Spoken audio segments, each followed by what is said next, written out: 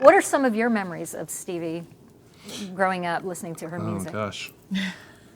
I mean, Riding the rails, It's playing just- pool, hitting the Well, bars. I said one of them tonight. Yeah. It was literally one of the first times I ever was even. I mean, at 10 years old, we grew up with with cassettes, and then CDs were starting to get introduced. But my family had this collection of old records, and obviously Rumors was in there, and wasn't that an old of a record, but it was the best record of all of them that we had, that I literally became obsessed with it. I mean, we had all these different little records, and out of all of them, as a 10-year-old, like, I knew this was it. This was the Holy Grail. Like, when I listen to it, I go, that's a record from start to finish. Stevie, you definitely knew their music coming into this, but you told us a story tonight on the stage how you really listened to it for like 3 months solid to get it down. I did. And I loved that time. It was like private time for me with their music.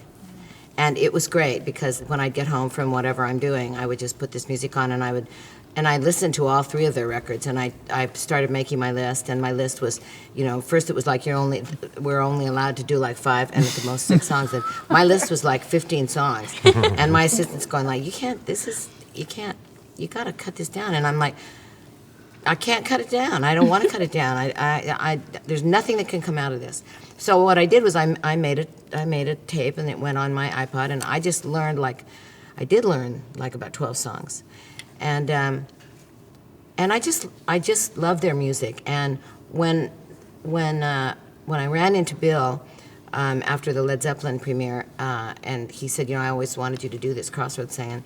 And I said, well, then let's do it, And I think that when I said that, I never really thought, it's really going to happen, because people usually don't jump on something that you say that fast, And then I went the next day. I went back to Los Angeles, and I realized that this would be a great thing to do.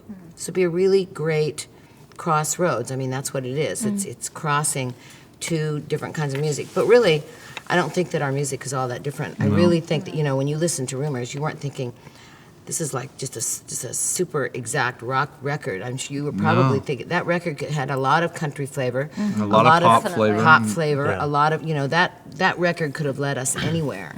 So that was I'm glad that was probably a really good influence on you for what you guys did, because it has all different elements in that record. It's kind of a perfect little record.